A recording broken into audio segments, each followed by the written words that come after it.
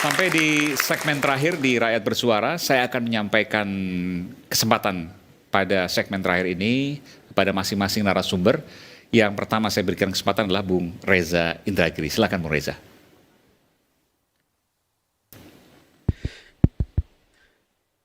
Saya hanya, ini ya Mas Aiman. Sebelahnya mungkin, pakai mikrofon sebelah, oke.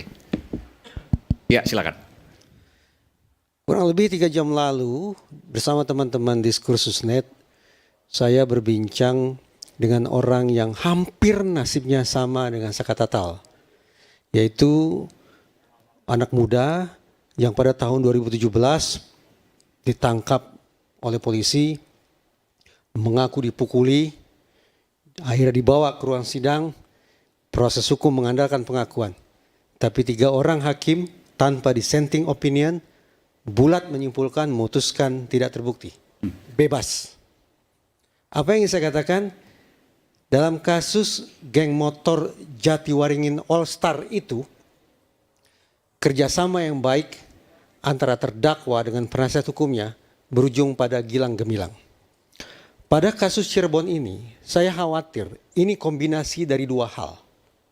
Kekhawatiran ya, jadi bisa diuji. Pertama, dari otoritas penegakan hukum, ada kesan sudah terjadi miscarriage of justice. Dan pada saat yang sama, di seberangnya ada bad lawyering, proses pendampingan hukum yang tidak optimal. Kombinasi antara indikasi miscarriage of justice di satu sisi dan bad lawyering atau pendampingan hukum yang tidak optimal di lain sisi berakibat pahit. Kaum rakyat jelata semacam ini akhirnya merasakan nasib yang bukan alang kepalang pedihnya.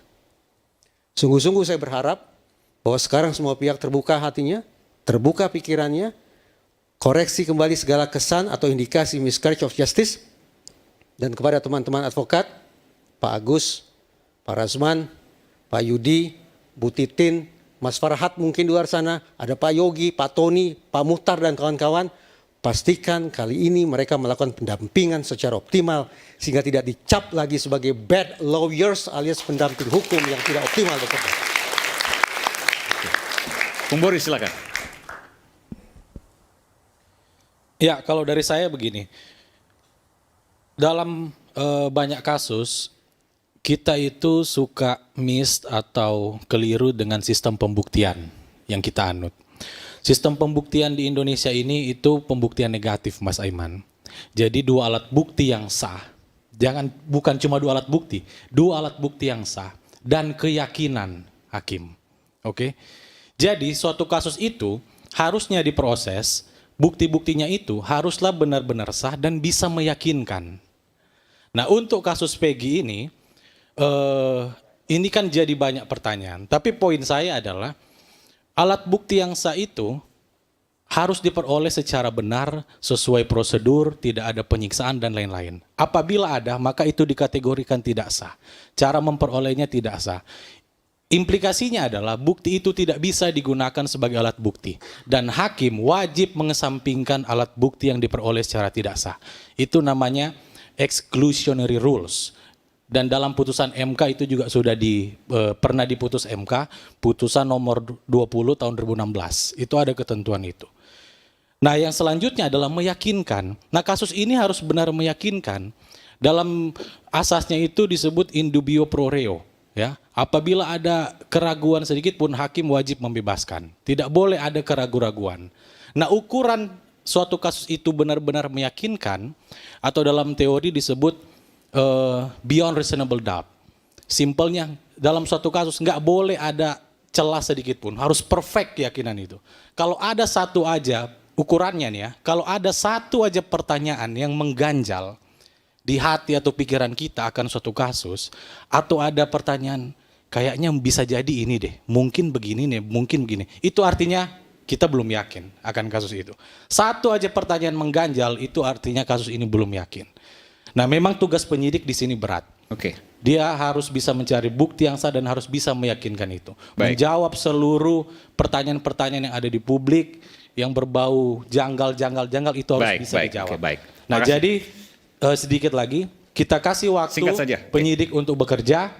Apabila memang penyidik memperoleh 2 alat bukti yang sah dan dia cukup yakin akan itu, ajukan ini ke pengadilan. Oke, Tapi baik. apabila tidak, maka hentikan. Baik, terima Karena kasih. masih memungkinkan untuk kasus ini di SP3. Terima kasih. Oke, pesan yang kuat, baik. Terima kasih.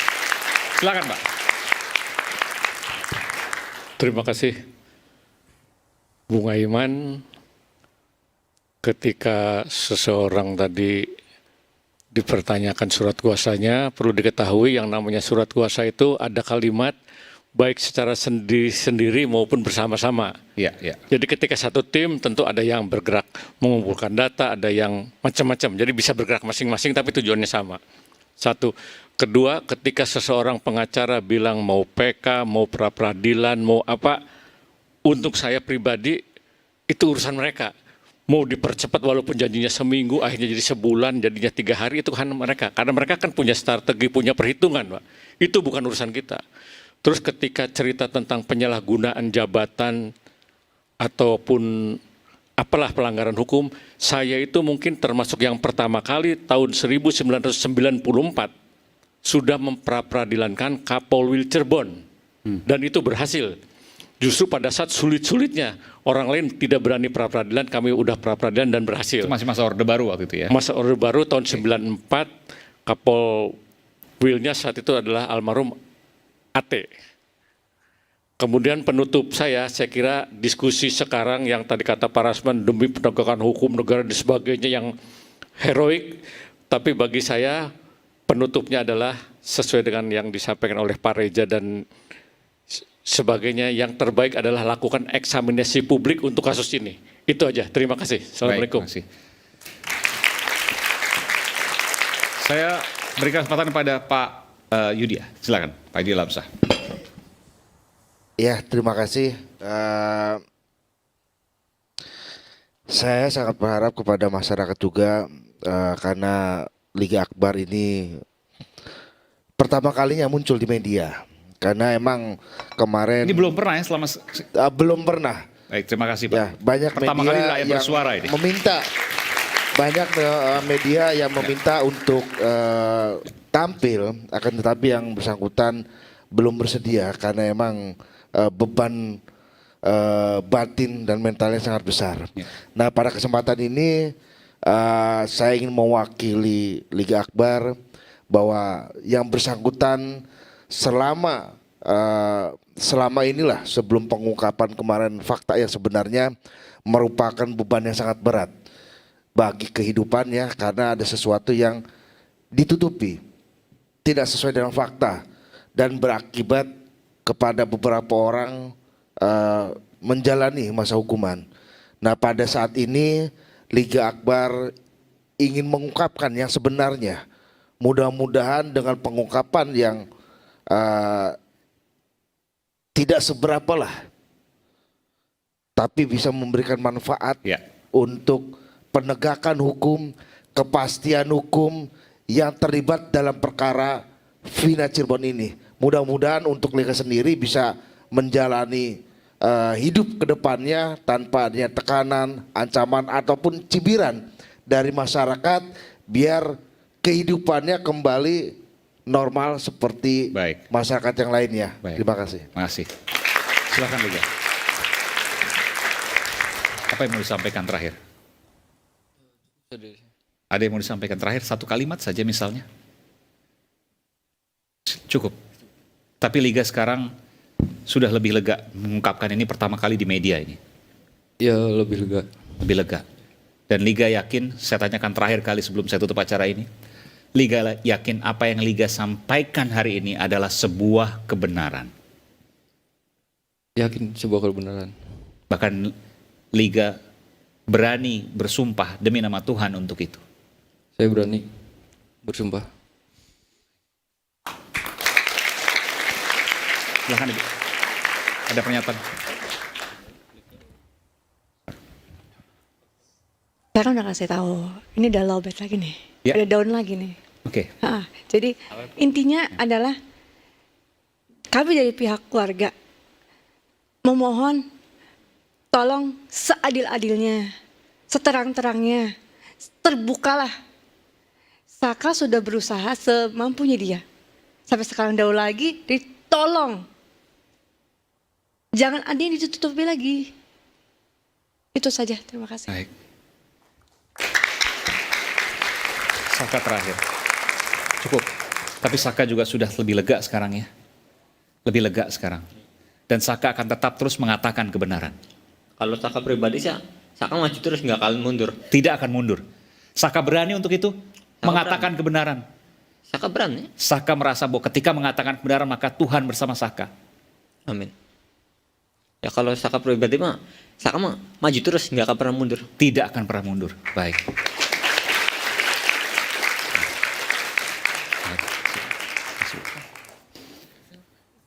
Ya. Baik, terima kasih. Terakhir, Bung Rasman, silakan. Baik, terima kasih. Karena ini closing statement, tentu saya harus tutup dengan kesimpulan yang baik. Dan supaya tidak menjadi fitnah. Izinkan saya sedikit, Bung Aiman, karena diberitahu bahwa saya seolah-olah merekayasa laporan dan lain-lain terhadap Saudara Liga Akbar. Ini ada Tribun News, Viral News, 6 jam yang lalu. Mohon saya diperkenankan, saya buka dikit aja. Terpidana kasus tersebut yakni Saka Tatal. Ketiga saksi masing-masing adalah Liga Akbar, AEP, dan saksi Dede. Hal itu disampaikan oleh kuasa hukum Saka Tatal, Farhad Abbas, pada Senin 10 Juni. Oke, selesai. Jadi saya tidak perlu berdebat urusan ini. Terjawab ya. Baik, yang kedua. Ini bahwa Bung ada, Aiman. Pengacara Saka Tatal mempolisikan Ya. tiga orang. Saka Tatal polisikan saksi. 3 saksi kasus Vina Cirebon. Oke, baik. Ya, clear ya. Yang kedua, Bung Aiman, saya ini jujur prihatin dengan kasus ini. Dan tidak ada sedikit pun dalam hati saya, seolah-olah saya mau mencari perhatian ini dan lain, tidak. Tapi saya tahu ini, bahwa ada upaya-upaya supaya ini terblow up terus, sementara kita tidak jelas titik terangnya. Ini kan ada kapal, terus ada gelombang, kita butuh kompas, butuh nakoda yang jago, agar ini sampai ke sana. Karena rakyat sekarang traumatik dengan kasus Sambo. Tetapi, apakah ini seperti kasus Sambo? Menurut penelusuran saya dan tim, sepertinya tidak seperti itu.